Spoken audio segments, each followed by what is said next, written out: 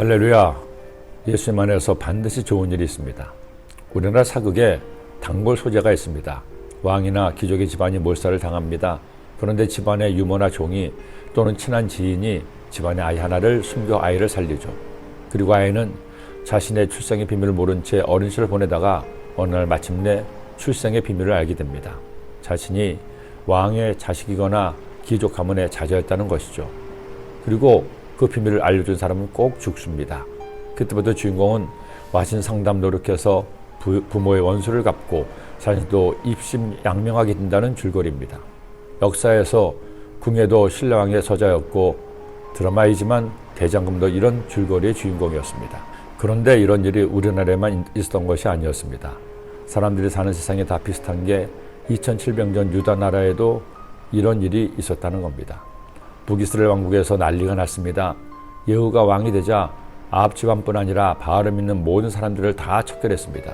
그리고 이 와중에 유다 나라마저 왕이 예후의 죽음을 당했습니다. 어떻게 해야 할지 갈피를 못 찾고 있던 유다에 한 여인이 있었죠. 이세벨을 능가하는 권모술수의 여인 아달랴였습니다. 아합의 딸이었던 아달랴는 여호사밧의 며느리가 되더니 여호사밧이 죽자 마각을 드러냈습니다. 남편 여호람을 꼬드겨 바알을 섬기게 했습니다.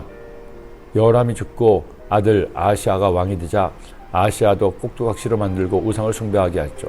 그런데 아하시아마저 죽음을 당하게 되자 자신에게도 화가 미칠 것을 염려한 아달랴는 천인 공로할 죄를 저지릅니다.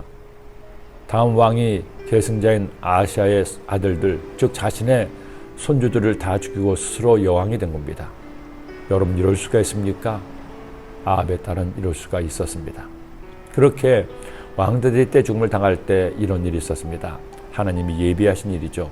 아하시아의 어머니 아달랴가 그의 아들이 죽은 것을 보고 일어나 왕의 자손을 모두 멸절하였으나 요람 왕의 딸 아하시아의 누이 여호세바가 아하시아의 아들 요아스를 왕자들이 죽임을 당하는 중에서 빼내어 그와 그의 유모를 침실에 숨겨 아달랴를 피하여 죽음을 당하지 아니하게 한지라. 요아스가 그와 함께 야훼 성전에 6년을 숨어있는 동안에 아달랴가 나라를 다스렸더라. 간 낳은 아들 요아스를 고모인 여호세바가 침실에 숨겨 살아남게 했습니다. 그리고 마침내 하나님의 공의가 유다 나라에도 이루어질 때가 왔습니다. 아달랴가 정권을 잡은 지 7년째 제사장 여호야다가 하나님이 예정하신 쿠데타를 일으킵니다. 여호야다가 왕자를 인도하여 내어 왕관을 씌우며 율법책을 주고 기름을 부어 왕으로 삼음에 무리가 박수하며 왕의 만세를 부르니라.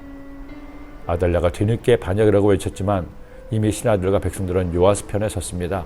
결국 아달랴는 죽음을 당했습니다. 예루살렘에 세워졌던 바알 신전은 무너뜨리고 바알의 제사장을 죽였습니다.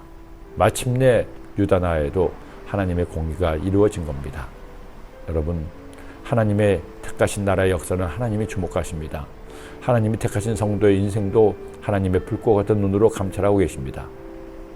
우리는 예수님의 보혈의 공로로 구원받아 하나님의 자녀가 되어 영생을 얻었습니다.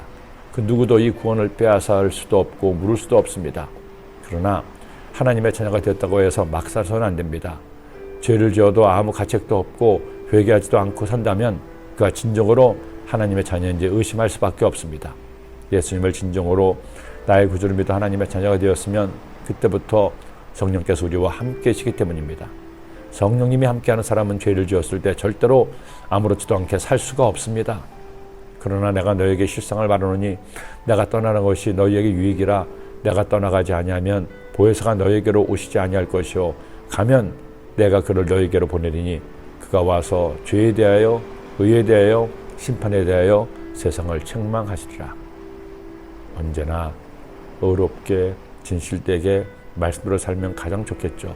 그러나 인간에게 그렇게 살 수 있는 사람은 단 한 사람도 없습니다.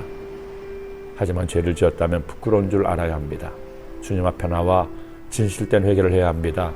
그리고 다시는 죄를 짓지 않기 위해 노력하고 또 노력하는 것, 이것이 진실한 그리스도인의 삶일 것입니다. 우리 그렇게 삽시다. 기도드립니다. 하나님 아버지, 하나님의 자녀가 되었으면서도 주님을 슬프시게 하고 주님 마음을 아프게 할 때가 있습니다. 그때마다 저희들의 죄를 깨닫고 철저하게 회개하고 다시금 의롭게 살기를 결단하고 살아가는 하나님의 자녀가 되게 하여 주옵소서. 예수님의 이름으로 기도드립니다.